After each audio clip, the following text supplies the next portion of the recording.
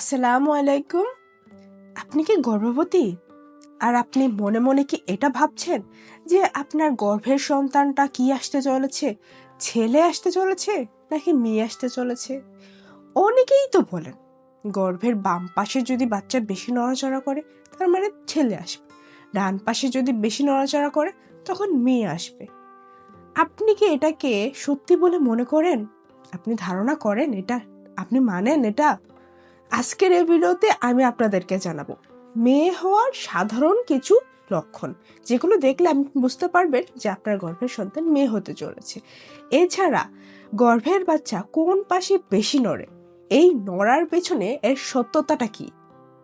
এছাড়া আমি বলবো আপনি এই ভিডিওটা শেষ পর্যন্ত অবশ্যই দেখবেন, কারণ শেষ পর্যন্ত যদি আপনি দেখেন, বিশেষ করে শেষে যদি আপনি দেখেন, তাহলে আপনি বুঝতে পারবেন আপনার বাচ্চার লিঙ্গ নির্ধারণ একটা সঠিক যে পদ্ধতি আছে সেটা আপনি খুঁজে পাবেন। তাই বলবো ভিডিওটা অবশ্যই শেষ পর্যন্ত দেখবেন। তো আপনি দেখছেন আমার চ্যানেল ইনার মাজন, নতুন একটি পর্বে আপনাদের সবাইকে স্বাগত। যেহেতু ভিডিওটা কন্টিনিউ করছেন, প্লিজ লাইক কমেন্ট শেয়ার করে দিবেন। আর যারা আজকের ভিডিওটা নতুন দেখছেন তারা প্লিজ সাবস্ক্রাইব করে পাশের বেল আইকনটি বাজিয়ে দিবেন, যাতে পরবর্তী ভিডিও নোটিফিকেশনটি সবার আগে আপনার কাছে পৌঁছায় আর আপনার যাতে মিস না হয়ে যায়। তো চলুন আর কথা না বাড়াই, মূল আলোচনায় চলে যাই।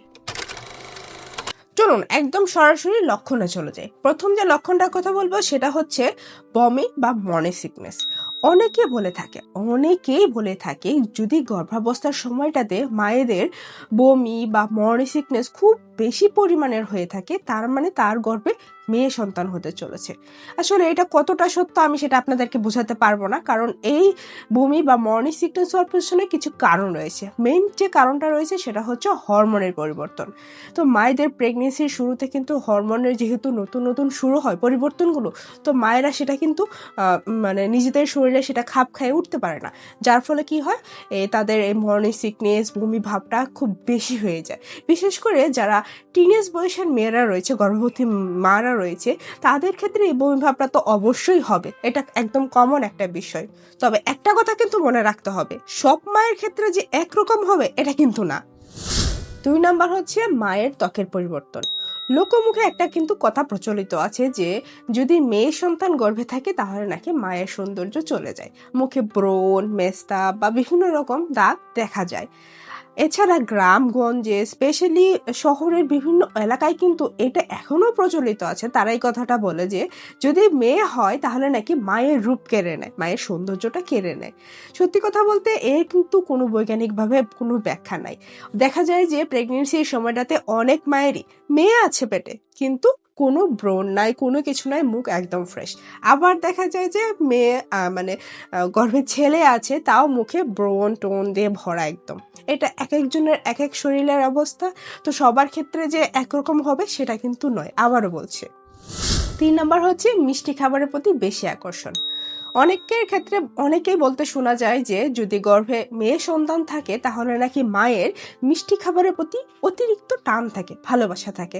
সে মিষ্টি খাবার খেতে বা মিষ্টি খেতে, রসগোল্লা খেতে, চকলেট খেতে, এগুলো খেতে খুব বেশি পছন্দ করে। এছাড়া মেয়েরা কিন্তু এমনিতেই আইসক্রিম, চকলেট এগুলো কিন্তু খেতে বেশি পছন্দ করে আমার ধারণার মতে। এছাড়া এটার একটা ব্যাখ্যা আমি আপনাদেরকে বলি যে এটা কেন হয়। দেখেন, গর্ভাবস্থার সময়ে শরীরের খাবারের যে একটা চাহিদা থাকে, মাইন্ড যেটা বলে, সেটা আগে যেটা খেতে পারতো না সেটা কিন্তু এই গর্ভাবস্থায় তার মাইন্ড অটোমেটিকলি বলে দেয় যে আমি এটা এখন খাবো।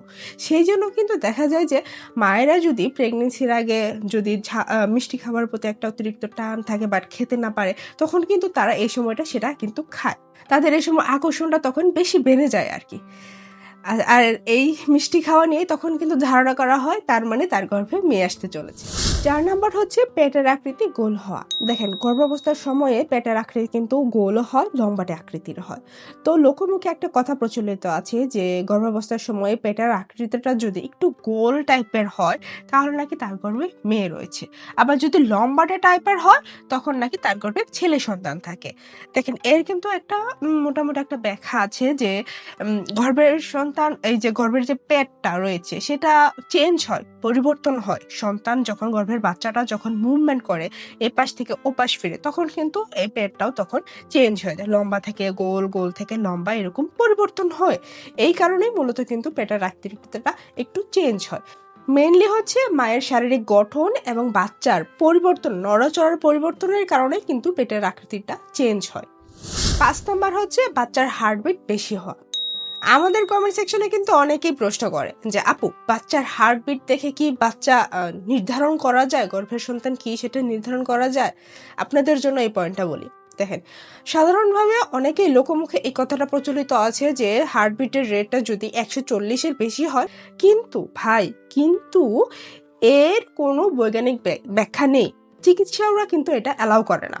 এটা দিয়ে যে ছেলে মেয়ে নির্ধারণ করা যায় সেটা কিন্তু অ্যালাউ করে না। এছাড়া আরেকটা আছে যে আলট্রা রিপোর্টে কিন্তু মাঝে মাঝে তারা একটু পণ্ডিতি করে যে এস লেখা থাকে, এস না তো এফ লেখা থাকে, এম লেখা থাকে। তো এফ দেখে তারা মনে করে হয়তো তার গর্ভে রয়েছে, ফিমেল রয়েছে। আসলে তা না, এফ মানে হচ্ছে ফেটাস, মানে আপনার বাচ্চাটা যে রয়েছে তাকে ফেটাস বলা হয়, ভ্রূণ ফেটাস বলা হয়। এই কারণেই কিন্তু মূলত এফ লেখা থাকে। তো এইটা নিয়ে যে ছেলে মেয়ে একটা ব্যাপার বোঝা রিপোর্ট দেখে, সেটা কিন্তু বোঝার উপায় নাই। 6 নাম্বার হচ্ছে মায়ের মুড সুইং বেশি হওয়া। প্রেগনেন্সি অবস্থায় কিন্তু হরহামেশাই সব মায়েদেরই কিন্তু মুড সুইং হয়। এটা কেন হয়? মূলত হরমোনের পরিবর্তনের কারণেই কিন্তু হয়ে থাকে। তো এই হরমোনের পরিবর্তনের কারণে যে মুড সুইংটা হয়, এটা যদি অতিরিক্ত পরিমাণের হয়ে থাকে, তাহলে তখন অনেকেই ধারণা করে তার গর্ভে মেয়ে সন্তান হতে চলেছে। 7 নাম্বার হচ্ছে চুল পাতলা হয়ে যাওয়া। গর্ভাবস্থার সময় অনেকেই বলে থাকে, লোকমুখে একটা প্রচলিত কথা আছে আর কি, যে গর্ভাবস্থার সময় যদি মায়ের চুলগুলো দুর্বল হয়ে থাকে, আগের চেয়ে দুর্বল থাকে এবং পাতলা হয়ে থাকে, তাহলে নাকি তার গর্ভের সন্তানটা মেয়ে হতে চলেছে। তো আমার এক্সপিরিয়েন্সে আমি এখন আপনাদের একটা কথা বলি, এই লক্ষণগুলো যে সবার ক্ষেত্রে মিলবে সেটা কিন্তু না। এমনকি আমার ক্ষেত্রেও কিন্তু এই লক্ষণটা মিলেনি। আমারও কিন্তু মেয়ে হয়েছে, কিন্তু আমার ক্ষেত্রে এই লক্ষণটা আবার মিলেনি।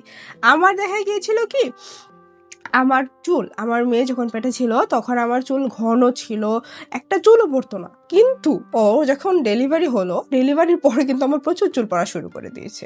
তো সব লক্ষণ যে সবার সাথে মিলবে না, এটা কিন্তু আপনার মনে রাখতে হবে। আর এগুলো কিন্তু সবই ধারণা মাত্র, বিশ্বাস করা যাবে না। 8 নাম্বার হচ্ছে রইল পরে একটাই, সেটা হচ্ছে বাচ্চার নড়াচড়া নিয়ে।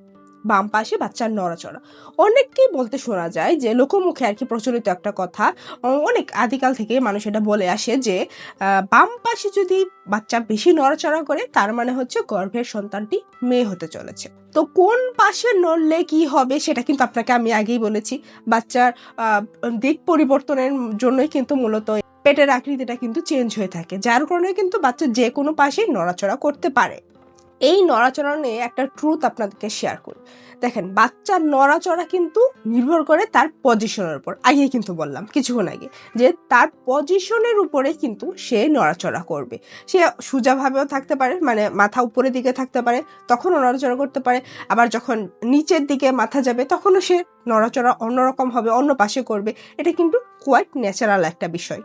এই পজিশনের বা এই নড়াচড়ার উপর যে ছেলে মেয়ে নির্ভর করবে, এর কোনো ভিত্তি নাই, প্রমাণ নাই, ব্যাখ্যাও নাই। ইসলামে কিন্তু বলা আছে যে আপনার গর্ভে ছেলে আছে নাকি সন্তান আছে সেটা একমাত্র তিনিই জানেন। তো আল্লাহ তাআলা যাকে ইচ্ছা তাকে পুত্র সন্তান দান করবেন, যাকে ইচ্ছা তাকে কন্যা সন্তান দান করবে। এটাতে আপনার আমার কোনো হাত নেই। প্রিয় মায়েরা, একটা কথা কিন্তু মাথায় রাখবেন, সবচেয়ে গুরুত্বপূর্ণ কথাটা হচ্ছে, আপনি এটা খেয়াল রাখুন, এটা নিশ্চিত করুন যে আপনি সুস্থ আছেন কিনা, আপনার বেবিটা সুস্থ আছে কিনা। এটা নয় যে আপনার গর্ভের ছেলে হচ্ছে নাকি মেয়ে হচ্ছে। আপনার জন্য এটা জরুরি যে আপনার গর্ভের যে সন্তানটা আসতে চলেছে সে যেন সুস্থভাবে এই পৃথিবীতে আসে। এটাই আপনার জন্য বড় ধরনের আশীর্বাদ। তাই বলবো প্রিয় মায়েরা, ছেলে মেয়ে নিয়ে ভেদাভেদ করতে যাবেন না। আল্লাহ তাআলা আপনাকে যেটা দিয়েছেন আপনি সেটা নিয়ে খুশি থাকুন। তো আশা করি আজকের এই ভিডিওটা আপনাদের ভালো লেগেছে। যদি ভালো লেগে থাকে তাহলে প্লিজ একটা লাইক দিয়ে দিবেন। যদি কোনো প্রশ্ন থাকে এই টপিক নিয়ে সেটা কমেন্টে জানাতে পারেন, উত্তর দেওয়ার চেষ্টা করবো ইনশাআল্লাহ। যারা যারা আজকের এই ভিডিওটি নতুন দেখছেন তারা প্লিজ সাবস্ক্রাইব করে দিবেন, কারণ আমি কিন্তু প্রতিনিয়ত গর্ভবতী মায়েদের বিভিন্ন ধরনের টিপস নিয়ে টপিক নিয়ে ভিডিও করি, যাতে গর্ভাবস্থার এই যে জার্নিটা আছে মায়েদের 9 মাসের জার্নিটা, সেটা যেন একটু নিরাপদ থাকে, সহজ হয়। তো আজ এই পর্যন্তই। ভালো থাকবেন, সুস্থ থাকবেন। দেখা হবে আগামী পর্বে। ততক্ষণ পর্যন্ত আল্লাহ হাফেজ। আসসালামু আলাইকুম।